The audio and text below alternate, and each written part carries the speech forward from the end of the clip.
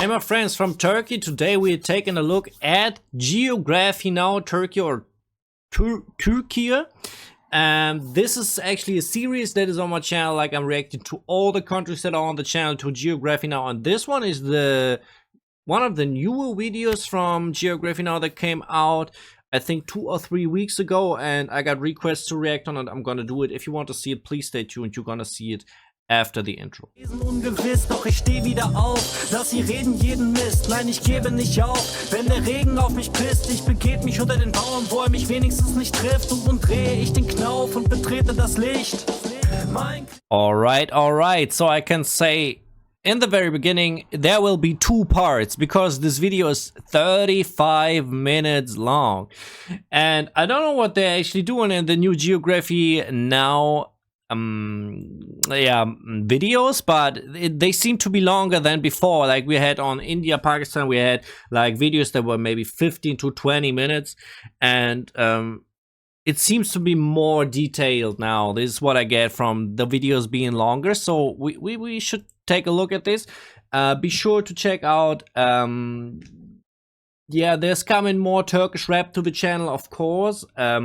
I was so confused these days in which order the videos are coming up. I'm trying to get videos from every country up to the channel, but I think there was a long pause on Turkish reactions, so there will be additional one to the Geography Now videos. Defcon probably, I think Jazar coming to the channel, of course. So let's actually go and see what we got. Hey Geography peeps, Barb's here. You can get your Geography Now merch at geographynow.com. So for this episode, you're going to notice that there's going to be some continuity errors. For example, I'm clean shaven here. In the episode, I'm not. That's because for this episode, I had to film out of sequence over the course of 2 weeks in 5 different countries. However, long story short, these days... He was filming in 5 different countries.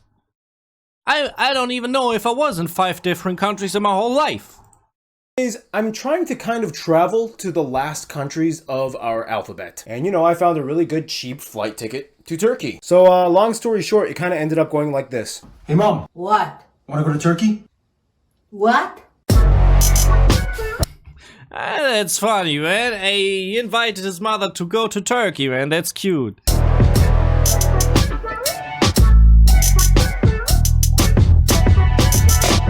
That's so cool, man. I like that he's put it in this video, actually, that he went to Turkey with his mother.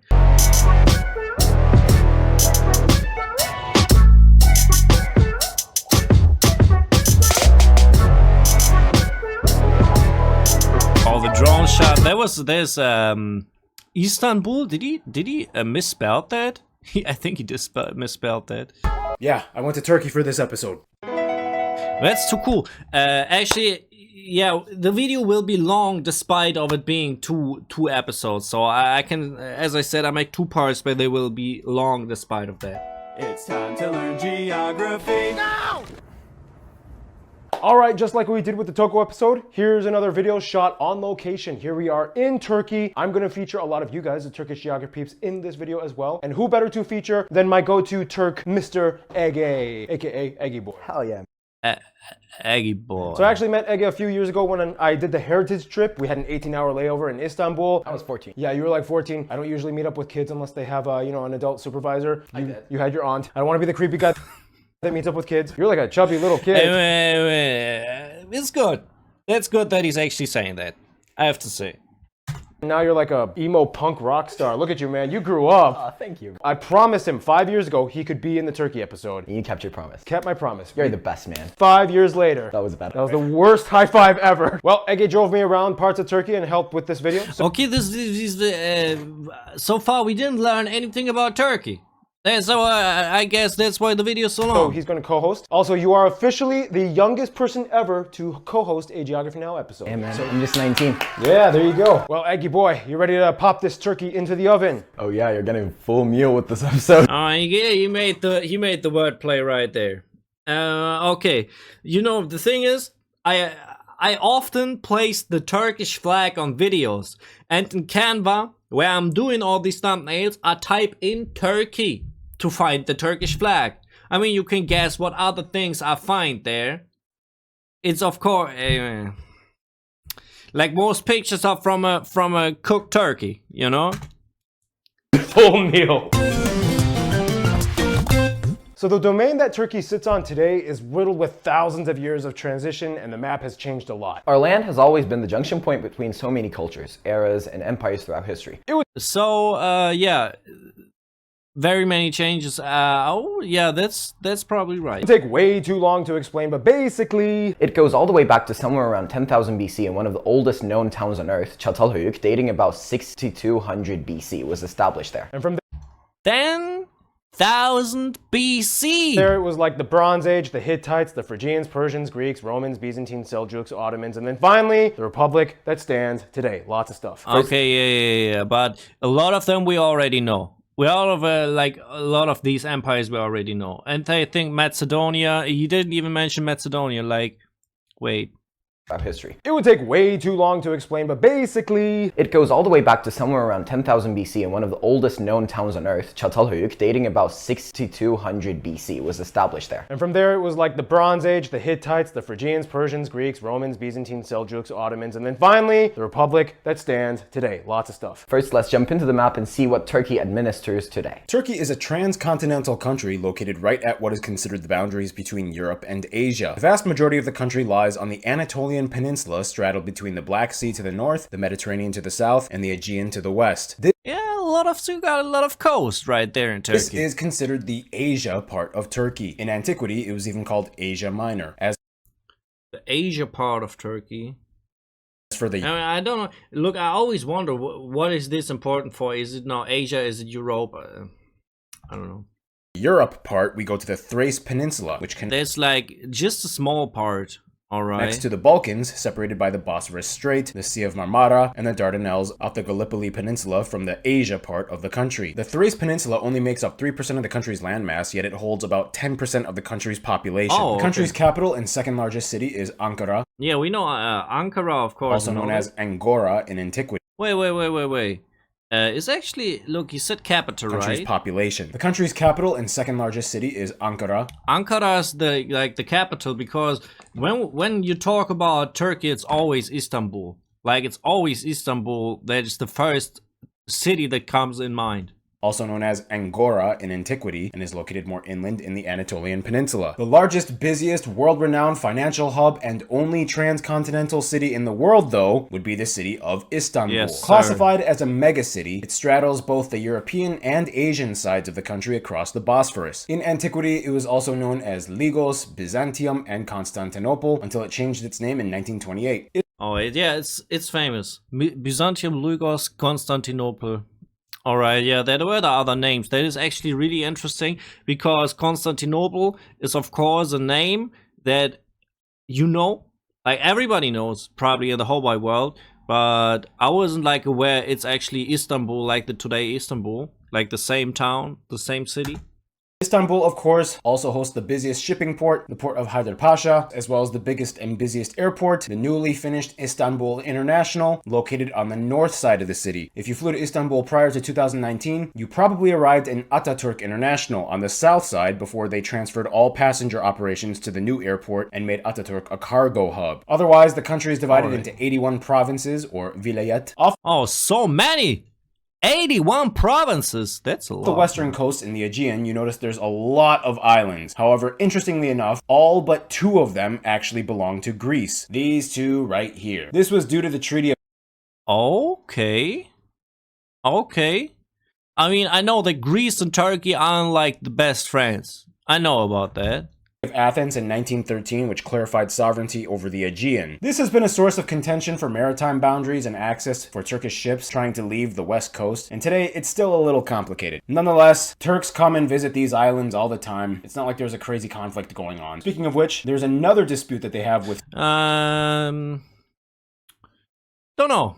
I thought there was a conflict, but I thought there was something about this. Syria over the Hatay province. This was the last province to join the Republic in 1939. Syria never formally recognized the referendum that the French officiated that gave it to Turkey, and today's Syrian maps still show the Hatay province as theirs. Also, fun side note, we all know Turkey has a town named Batman. No, Syria didn't accept like this part of the land to be like owned by Turkey, but I mean it has to be ruled somehow. Like there are taxes, there's a police in the streets. Like like governmental places, offices, like which country is ruling this place. Look, I'm just wondering. Which the mayor literally tried to sue the director of Batman Begins. But Turkey also has some funny literal translated names. Yeah. These here, why don't you just go through some of them? Balıkesir, fish prisoner. Adıyaman,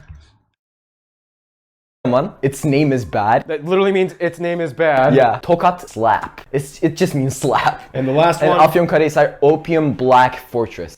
Oh, look, the last one I like a lot. There's Opium Black Fortress. That actually sounds in English very good.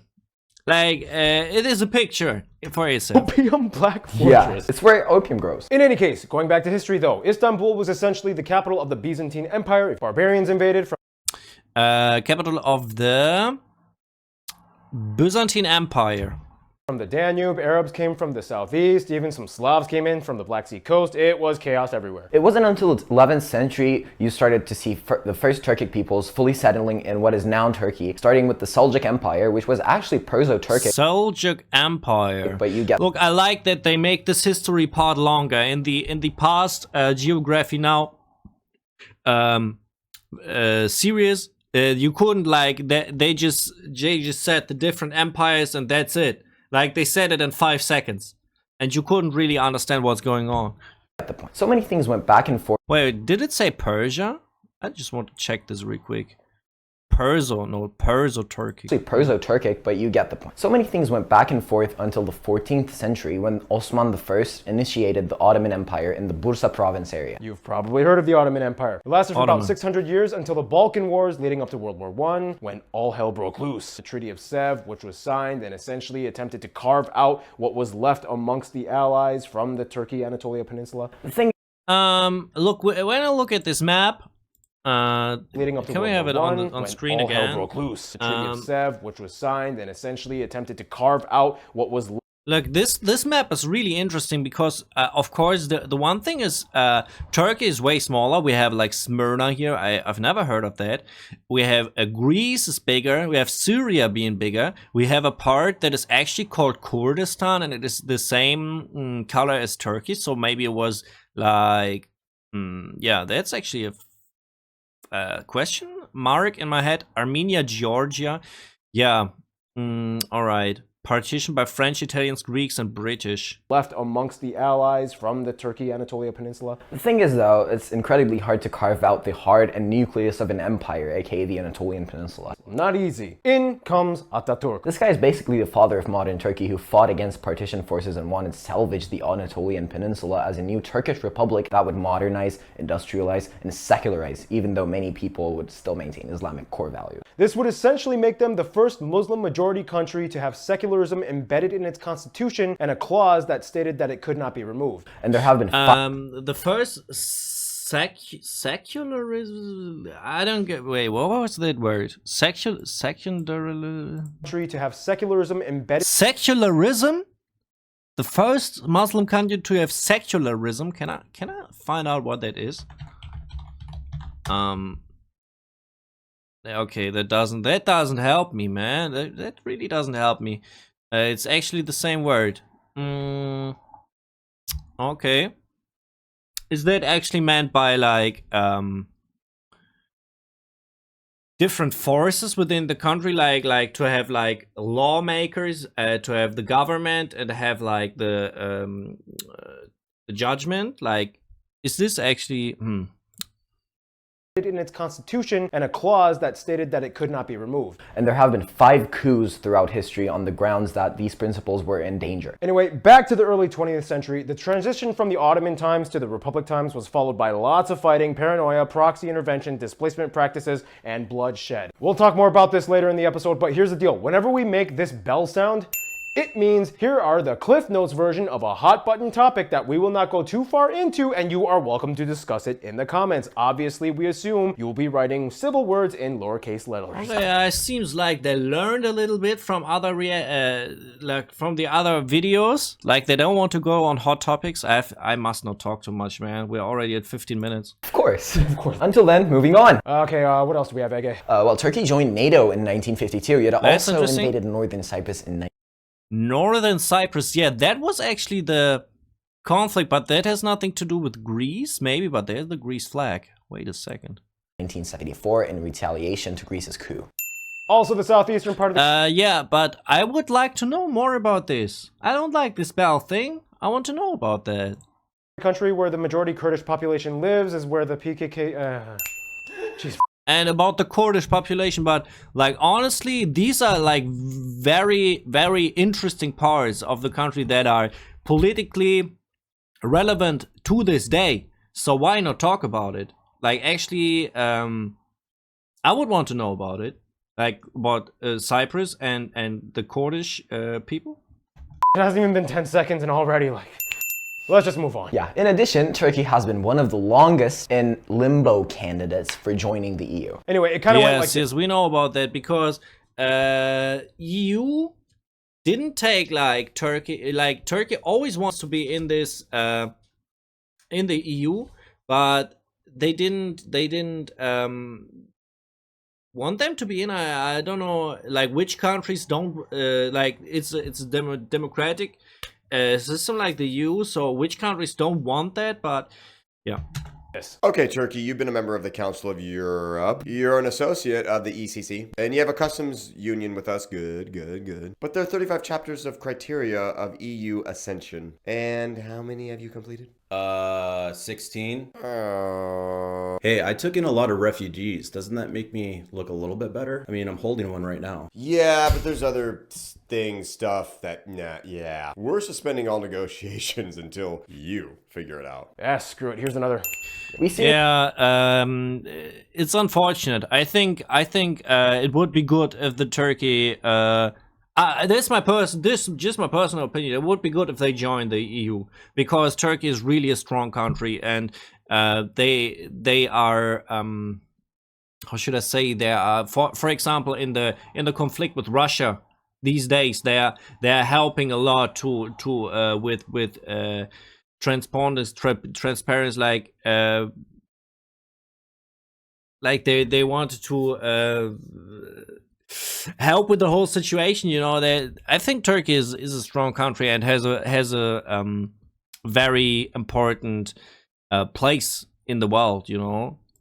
obviously need to move on from all this political talk and discuss something else because the comment section is It's a getting lot. fire. Hey, I know, with all the history and unique regions, Turkey hosts a lot of notable sites of interest. To talk more on that, here's one of our Turkish geographers to explain. Merhaba, hi guys. My name is Cansu and I would love to tell you about Oh, we got a couple guests some of right the here. wonderful places we have in Turkey. First off, we are obviously a land of history and there are hundreds of ancient sites that date back thousands of years. Remember the famous Battle of Troy? Yep, the ancient Troy is in Turkey and people from the movie actually left the Trojan horse in Çanakkale. That is so cool, man, because I watched this movie. It was an epic movie, and I remember this horse, and yeah, I don't even. Let's not talk about like the story of this whole thing. In addition, we have the Mount Nemrut head statues, Cappadocia's cave houses, Mardin sandstone building, Myra's rock tombs, and also the tomb of Santa Claus, aka Saint Nicholas. Yes, he was born in Turkey. We have also Santa Claus. I thought Santa Claus is like a fairy tale figure. I thought, hey man, my parents never lied to me, man. castles everywhere in Turkey, in Ankara, Alanya, Bodrum, Giresun, Kastamonu, and the only thing that outnumbers our castles is our hammams. It's a huge part of The our Turkish baths, hammams. culture, and it's kind of a Turkish traditional bachelor/bachelorette party. And finally, I'm sure everyone knows about Hagia Sophia, our I don't know that. Like honestly, I'm not traveling at all. Because I don't have money, because I have a dog, because I have a girlfriend, and there are so many other reasons. But I would love to travel actually. One day I should do this, but I don't know Hagia Sophia. most famous site in Istanbul, and it is very close to Blue Mosque, which is another stunning Blue piece Mosque. of architecture. Yeah, the architecture is awesome. And last but not least, let's not forget the Grand Bazaar with 61 streets and 4,000 shops. Teşekkürler. 4,000 shops. This is awesome. Is this in Istanbul as well? Because this would be a place to go to whenever I visit this city ever, man. Umarım Türkiye'ye gitme fırsatınız olduğunda buraları görebilirsiniz. Bye. Thank you. Oh, a little bit Turkish words. Yeah, right that here. was a lot of info, and we barely even started the episode. Yeah. Well, let's tone things down a bit and go into the least crazy part of this episode. Let's show the natural side of Turkey, the land. The land. Nice. So, Turkey's land will always find a way to shock you. 1 minute you're in a hazelnut forest, and the next you're in a rock forest. It's a Hazelnut. lot. So much extreme terrain. Let's explain in the motion graphic. First of all, Turkey lies right at the convergence of the African, Eurasian, and Arabian plates, converging at the north and east Anatolian fault lines. This essentially creates their own mini plate known as the Anatolian plate, which is technically being pushed counterclockwise as the Arabian plate pushes up and the African plate subducts under the Cyprus arc. This means Turkey is subject to occasional earthquakes and has geothermal activity, although the majority of their volcanoes are dormant or extinct in activity. All these fault lines are what contribute to 80% or so of the country being mountainous, with 3 main ranges. So many mountains and earthquakes in the east. Did I get that right from the map? Pontic Mountains in the north, the Taurus Mountains in the south. In between both of these, you find the Anatolian Plateau. And finally, to the far east, you find the Aras Mountains. This is the highest region of Turkey with the highest peak, Mount Ogridogi, or more commonly known as Ararat, which is actually a dormant compound volcano. From these I could swear I know this picture from the volcano from because we got a lot of Turkish shops and food services from Turkey in Germany. I think I saw this on Turkish water bottles. I think I saw this mountain on Turkish water bottles. Pretty sure. Yeah. I think so. Mountains, the mighty rivers of Turkey flow, the longest one completely in Turkey being the Kızılırmak or Red River, which empties into the Black Sea. It's also important to note that the source of the famous Euphrates and Tigris rivers are in Turkey as well. They flow down from the mountains and Euphrat and Tigris. They're in German, like that's how they're called in German. They flowing through Iraq. Like they come from Turkey flowing through Iraq. I think that's pretty much how it is, right? feed millions to the Middle East below. Also in this eastern area, you can find the largest lake of the country, Lake Van, in the eastern Armenian highlands as well. Basically, each of the regions has their own unique distinct terrain and microclimate. The North Black Sea coast is the most lush with forests and receives the most rainfall. The Thracian Peninsula and Marmara regions are the flattest part of the country. The Aegean and southern coasts have a Mediterranean climate. The central Anatolian plateau is like the grain harvest belt of Turkey. The southeastern parts closer to Syria and Iraq are more dry and arid. And of course in the far east you find the tallest mountains and the coldest weather. Specifically the town of Erzurum, which takes the title of the coldest place in Turkey. Also a side note. Alright, there was some very interesting graphic, like they did it very well in this video too. I like the graphics, they got better by time. Remember, Armenians are super sensitive with Ararat or Mount Ararat. It's like sacred to them and it's on like their coat of arms and they name out all of their commercial products after it. Wait, what we got there? We got jelly, we got milk, cheese, we got, I think it's whiskey, maybe it's whiskey, and coffee. Ararat. Don't you live by a bunch of Armenians in Los Angeles? Yes, I do. How do you feel about uploading this video after you get back? Don't worry, it's LA Armenians. They're cool with me. Plus, they're like too busy with real estate and like rooftop raves. So anyway, There are so many other unique natural sites Turkey has locked away in their domain. Dude, Cappadocia is like a different planet. So many weird eroded formations. now this is usually the part where Noah comes in, but obviously he's not in Turkey, so we're just gonna take over his segment. Love you, Noah. Sorry, but we'll do your segment. So economically, Turkey is definitely a regional powerhouse, classified as an emerging economy by the World Bank. They were co-founders of the OECD and are part of the G20. They are an upper middle income nation per Going capita. But anyway, by GDP standards. In fact, by market cap value, Enka, a construction firm, and Erdemir, a steel producer, usually rank in the top 5 largest companies in Turkey. Not far behind is Turkish Airlines, which has more international destinations than any other airline in the world at about 130. Yeah. Turkish Airlines is like, what did it say? More destinations? Which has more international destinations than any other airline. More international destinations. I mean, I knew Turkish Airlines, of course. This is like very well known, but wasn't aware that it's that big. And of course, it's like very central, right? Like it's very important. Yeah. in the world at about 130. Yeah, this has made Istanbul the second busiest airport in the world in terms of international passenger traffic. Every year, Wow. The second largest in the world. Wow. they get closer and closer to dethroning Dubai. Yeah, no, I'm fine. Yeah, no, I'm still the best ever that's ever existed. Shut up! In any case, Okay, Dubai got the biggest. Okay. Airport, of course, right? Is also a medical hotspot, specifically in the plastic and reconstructive surgery department. when walking around Istanbul, don't be shocked if you find a lot of men with bandages around their heads. yeah. Turkey is the hair transplant capital of the world. And here's Art to explain a little bit more because he knows something. Hey guys. Hair transplant? Hey, wait a second. Like, look at this. Like, I'm not planning on doing this. I'm not. No, man. So as you know, me and my family spend a lot of time in Turkey. So we had an idea and we did a thing. We created a 5-star VIP medical tourism service called Beauty Mill, where we provide hair transplants and over 70 other cosmetic procedures. Wait, with is this a fucking ad? doctors in Turkey. Yeah, it's a really cool experience. I was actually one of those guys. I actually had hair transplants. A lot of guys are weird to talk about it, but I actually did get it done. I was very happy with it. Check it out. Link in description. Aw, Art being so transparent. We love it. Shut up. Yeah, we only promote businesses on these country. Look, I appreciate the effort they put in this video, right?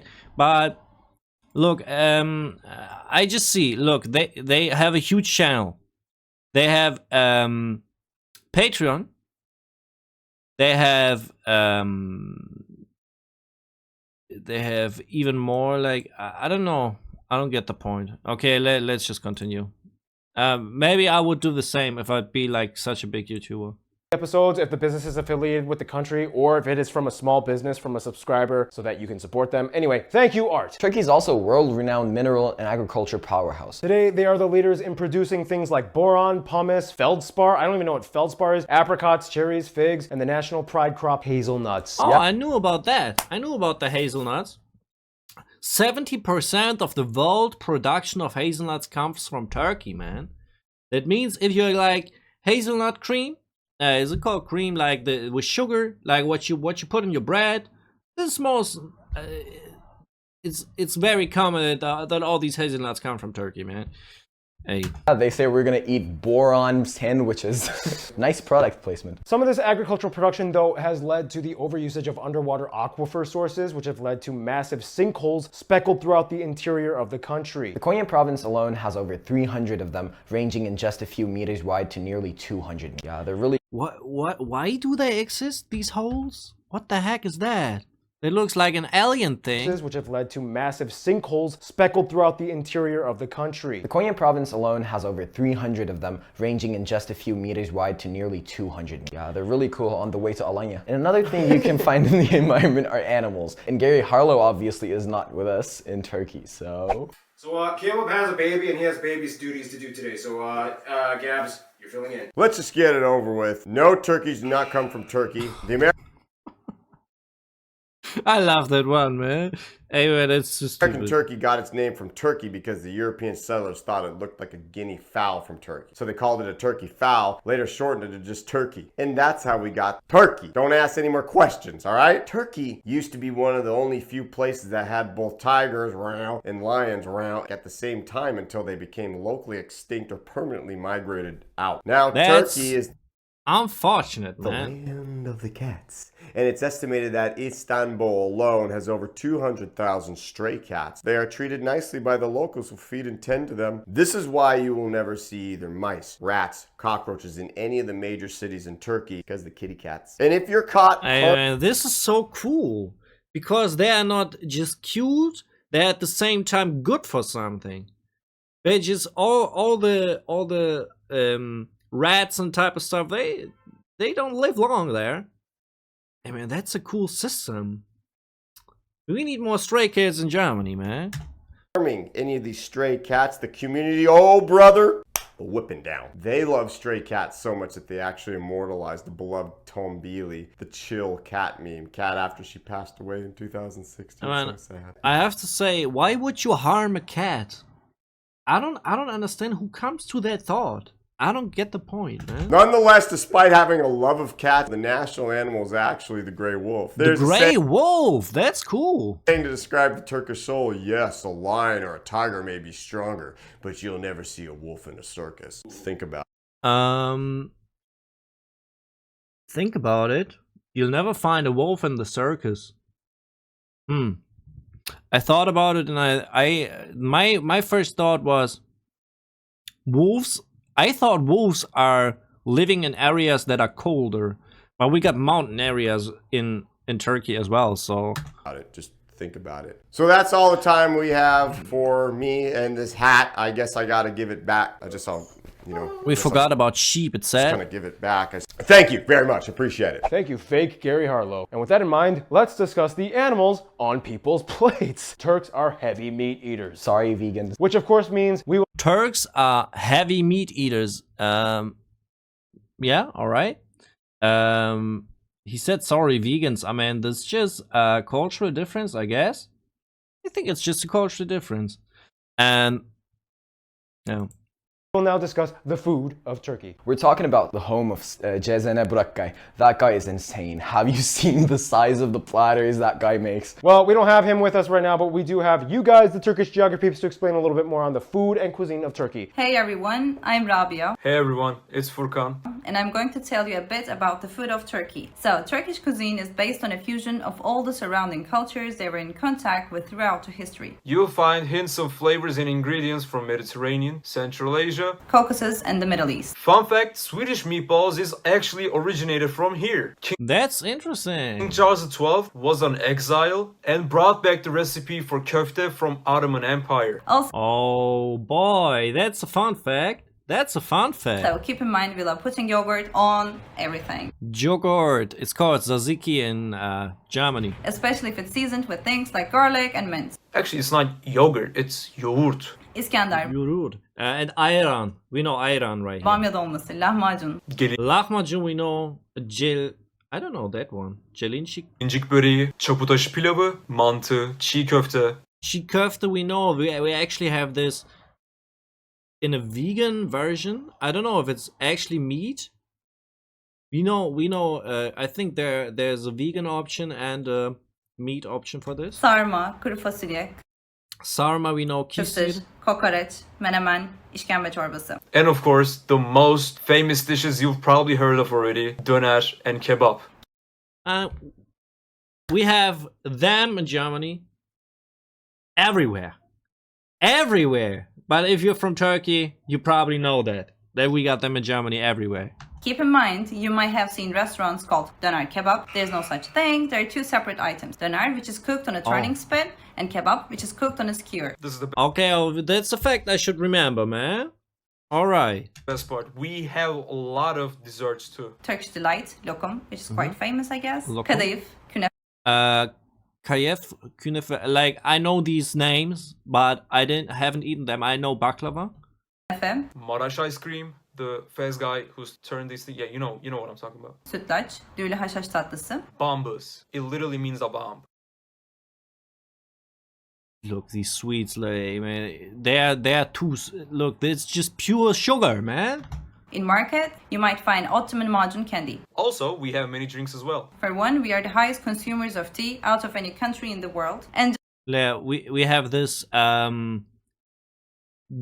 tea in the Turkish restaurants in all places as well, and ayran we have in each and every of these restaurants. Ayran is there present as well.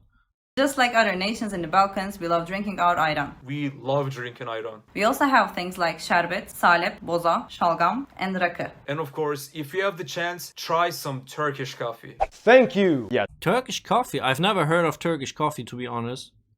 Tea, yes, but coffee? I wonder about this because I like my coffee with a lot of milk and very sweet. If I know the tea from Turkey, I don't know if that's the right thing for me. I don't know. I think we should stop for now. We are at 35 minutes. there will be a part 2 for this, so please stay tuned. You can sub to the channel and hit the bell if you want to see the second part, and you can follow me on my socials, Instagram and Facebook, to follow my other content. And write me messages right there. Thank you very much. And I think we got the food part wrapped up. I can see real quick. Turkish coffee is not about the type of bean they use, but rather the way it's prepared. They will boil water in a jezva with incredibly fine ground coffee, almost to the point where it's like powder, and then they serve it with the grinds. No filtering. Sometimes we even do this With thing. the grinds. Okay. Maybe I stopped too early, but I said already I'm done, so I'm gonna start at this point from the next episode. I wish you the very best. Stay healthy, stay well, and farewell. And if you want to see some other videos from me, you can check out this right here. It's music from myself. I'm a rapper, so if you want to check it out, I will be very glad. And right above you can find the rap reaction on Turkish rap. That's the other, like, the main part of this channel. What I'm doing is rap reaction, so if you want to see it, please do it.